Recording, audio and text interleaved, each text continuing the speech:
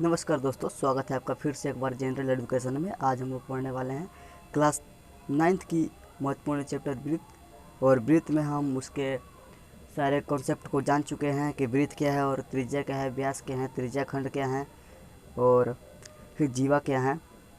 आज हम उसी चैप्टर अध्याय का प्रश्नावली 10.1 देखेंगे। प्रश्नावली 10.1 में पहला जो प्रश्न है, खाली स्थान भरिए। तो वृत्त का केंद्र वृत्त के खाली स्थान में स्थित होता है। आपके पास ऑप्शन है बहिर्भाग में या अभ्यंतर में। तो हम आपको बताए थे कि वृत्त का जो केंद्र होता है वो बीच में एक निश्चित बिंदु पर होता है, तो ये क्या होगा, अभ्यंतर में होगा। ठीक। अब उसके बाद देखिए, एक बिंदु जिसकी वृत्त के केंद्र से दूसरी बिंदु की त्रिज्या अधिक हो वृत्त के खाली स्थान में स्थित होता है, बहिर्भाग में या अभ्यंतर में। तो आपको बताया था कि वृत्त का जो त्रिज्या होता है वो सभी जगह समान होती है। तो कह रहा है कि वृत्त के केंद्र से त्रिज्या जो है अधिक है, वृत्त के केंद्र से वृत्त की सतह तक जो त्रिज्या है वो अधिक है। तो यानी कि अधिक जब होगा तो वृत्त के बाहर तक गया होगा, तो इसलिए यहाँ पर जो ऑप्शन होगा बहिर्भाग होगा। अगला क्वेश्चन है, वृत्त की सबसे बड़ी जीवा का खाली स्थान होता है। तो वृत्त का जब सबसे हम बताए थे कॉन्सेप्ट में कि जो वृत्त है उसमें अनेक जीवा होती हैं और जो सबसे बड़ी जीवा मिलती है केंद्र से उसे व्यास कहते हैं। अगला जो क्वेश्चन है, कह रहा है कि एक चाप खाली स्थान होता है जिसके सिरे व्यास के सिरे से बराबर होते हैं। तो देखिए, एक चाप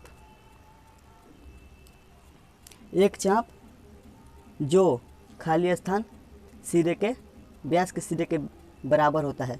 तो यहाँ जो एक चाप है वो व्यास, मान लीजिए व्यास यहाँ तक है, तो यहाँ पर यहाँ से यहाँ तक चाप होगा इसका।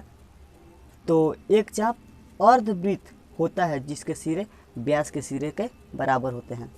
अगला जो क्वेश्चन है, वृत्तखंड का एक चाप तथा खाली स्थान बीच का भाग होता है। तो वृत्तखंड होता है चाप तथा जो जीवा है, मान लीजिए ये जीवा हो गया, या वृत्तखंड का चाप हो गया, वृत्त का चाप हो गया, इसके जो बीच का दूरी होता है ना वही वृत्तखंड कहलाता है। तो वृत्त चाप तथा जीवा होगा, इसका खाली स्थान में जीवा होगा।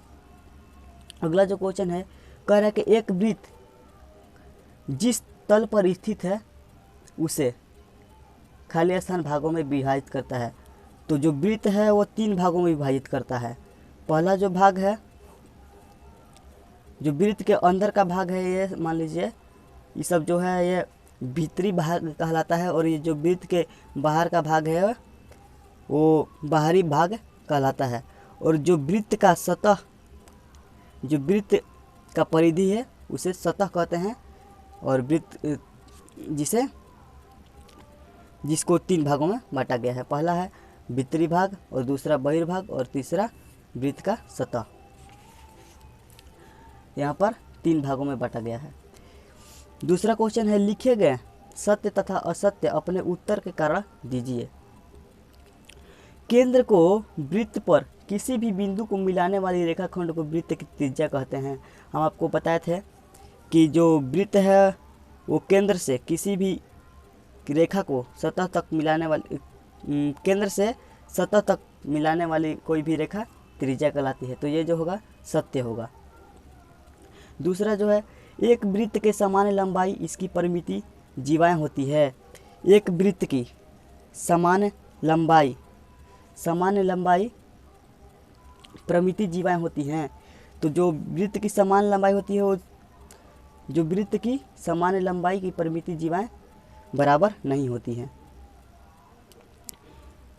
उसके बाद है, यदि एक वृत्त के 3 बराबर चापों में बांट दिया जाए तो प्रत्येक भाग दीर्घचाप होगा। तो प्रत्येक भाग दीर्घचाप नहीं होगा, क्योंकि वृत्त को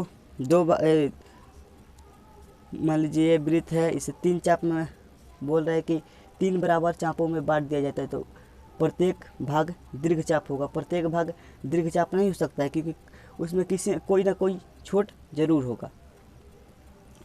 वृत्त की एक जीवा जिसकी लंबाई त्रिज्या से दोगुनी हो उसे वृत्त का व्यास कहते हैं। सत्य है, क्योंकि हम आपको बताए थे कि जो केंद्र से वृत्त की सतह पर जो मिलती है त्रिज्या होती है, और त्रिज्या का दोगुना व्यास होता है। उसके बाद जो त्रिज्या खंड जीवा एवं संगत चाप के बीच का क्षेत्र त्रिज्या खंड है, बताना है आपको सत्य है या असत्य है। तो ये सत्य है, क्योंकि हम आपको बताए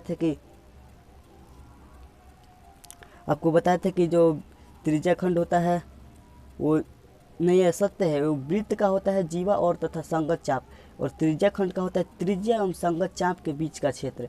तो यहाँ पर जो होगा असत्य होगा।